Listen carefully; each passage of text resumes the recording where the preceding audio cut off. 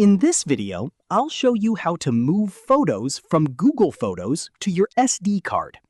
First, open the Google Photos app on your phone. If your photo is deleted, go to the Collections section, then tap on Trash. Find and open the photo you want to recover, then tap on Restore. The photo will save automatically on your phone's internal storage. Once the photo is saved, open your File Manager or My Files app. Go to Internal Storage, then open the DCIM folder and locate your photo. Next, press and hold the photo, then tap on Move or Copy. After that, navigate to your SD card storage.